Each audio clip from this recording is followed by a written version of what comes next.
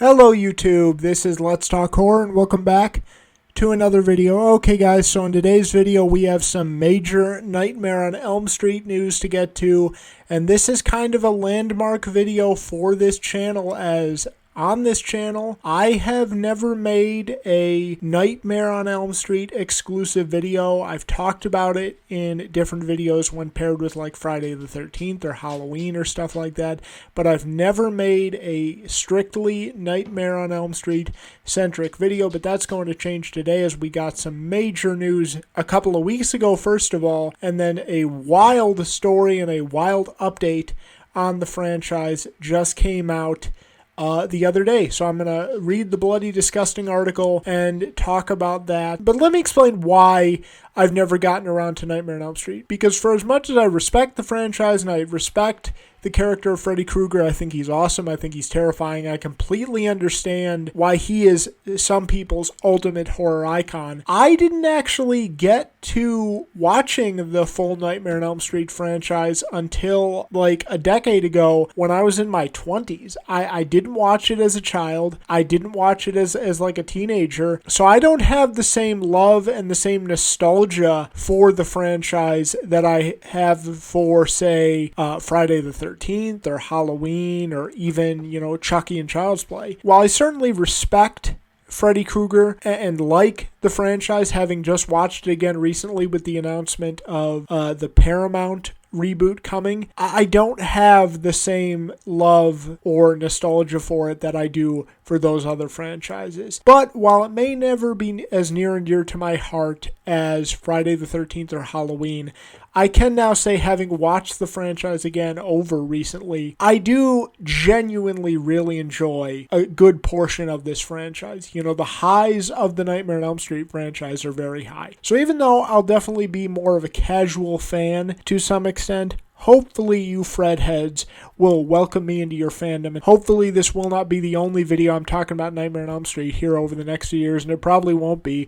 I definitely plan on reviewing the franchise at some point here in the lead up to a movie being made. But let's get to the news that came out the other day with the Bloody Disgusting article, and then I will give my thoughts. Okay, so I'm going to read Bloody Disgusting's coverage of the situation. They really summarize the original news article. Yeah, I'm gonna read Bloody Disgusting's coverage of the situation, and I'm gonna link it in the description, and if you want to maybe read the full Puck News article for yourself, you can.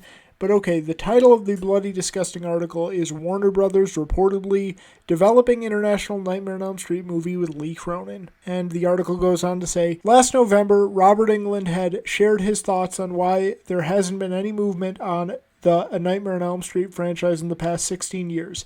Englund told IndieWire at the time, there are so many people involved who have a piece of the action. When Wes passed away, he left an awful lot of rights to his estate, Englund explained. He has many rights that he worked out between character titles and names and plots and things like that.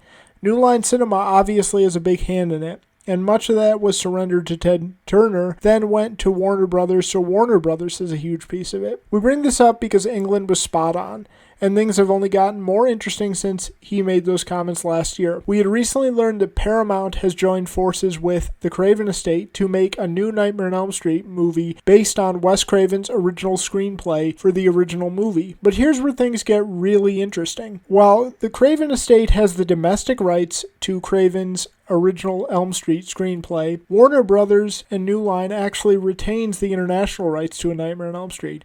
And Puck News reports this week that Warner Brothers is actively developing their own Nightmare on Elm Street movie to compete with the announced Paramount project. Of course, what's particularly interesting about this whole mess is that Paramount is actively attempting to buy Warner Brothers, a sale which has been delayed until at least next year. Puck reports sources with knowledge of the matter think Paramount figured that by the time their movie got underway, the Warner Mount deal would have closed and Warner's would have been compelled to release the Paramount version overseas. But Warner's Michael DeLuca and Pam Abdi didn't care for that plan. Now they're looking to make their own movie, which they can only distribute overseas, and are in talks with Lee Cronin to produce, write, and direct. So what we have is a situation where Paramount is attempting to make one Nightmare on Elm Street movie for the domestic market, while Warner Brothers is attempting to make an entirely different Nightmare on Elm Street film for the international market. The obvious solution here is both entities work with one another and bring all the rights together to make one proper Elm Street movie that can play in both markets, which could very well end up being the case if the Paramount and Warner Brothers Discovery merger does end up taking place next year. In the meantime, it does seem like Warner Brothers and Paramount are in a race to beat one another to the punch. While the Paramount project has been officially announced, we must note that the Warner Brothers Lee Cronin project has not. We only have the Puck News report to go on, but for what it's worth, that report lines up with what Bloody Disgusting has been hearing lately. Unfortunately, A Nightmare on Elm Street isn't the only franchise that has been mirrored in complicated rights issues. All this sounds eerily similar to the situation with Friday the 13th, which has its rights split up between several different entities. And I'm going to stop there because the rest of the article kind of goes deeper into the Friday the 13th rights issues, and that's not the point of this video. So that is the Bloody Disgusting article. If you want to read it in full, I'll link it in the description, and let's discuss. So to sum up, we have two studios that own different parts of the same franchise. They are now trying to make their own competing movies that can only be released in different parts of the world in the hopes that if one of them completes first, whichever one completes first will freeze the other one and stop the other one's movie from being released. All at the same time as one of the companies is trying to pretty much buy and own the other company. This is wild. This is insane. I don't know how much of this is good. I mean, look, if you're an Elm Street fan who's been waiting 16 years since that frankly awful 2010 remake, you might think getting two Nightmare on Elm Streets is good, but I don't know, man. There's a lot here that doesn't make me particularly optimistic. Now, which one am I more excited for? That's the debate online right now when discussing this. I am a little bit more excited for the New Line Cinema Warner Brothers International version than the Paramount version. Reason number one is, simply put, it is weird. It would be weird to have a Nightmare on Elm Street movie without New Line Cinema.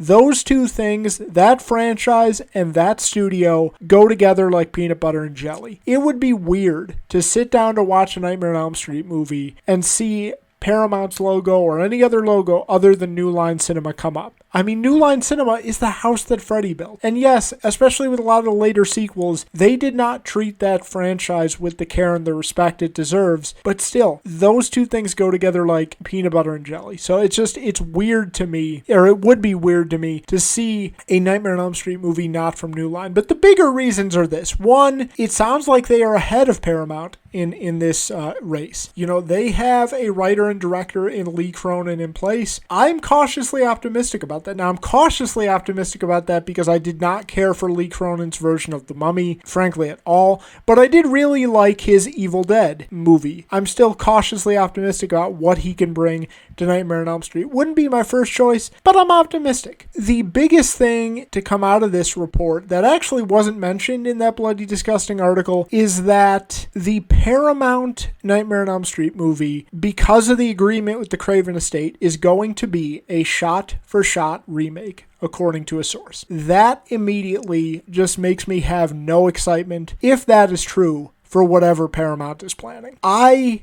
have zero interest in a shot-for-shot remake of the original Nightmare on Elm Street. I don't think there are too many that have any interest. The original Nightmare on Elm Street does not need a shot-for-shot remake. To a certain extent, that's kind of what they were trying to do in 2010, and spoiler alert, that didn't go over well with the fans. I watched that movie last night. I did not enjoy it because they tried to rip way too much off from that original film, just with CGI that is now more dated, much more dated than some of those original effects in that original movie were. That original movie is timeless. We do not need a shot-for-shot remake. Nobody is asking for a shot-for-shot remake of the original Nightmare on Elm Street because it doesn't need one. It is a damn near perfect horror movie.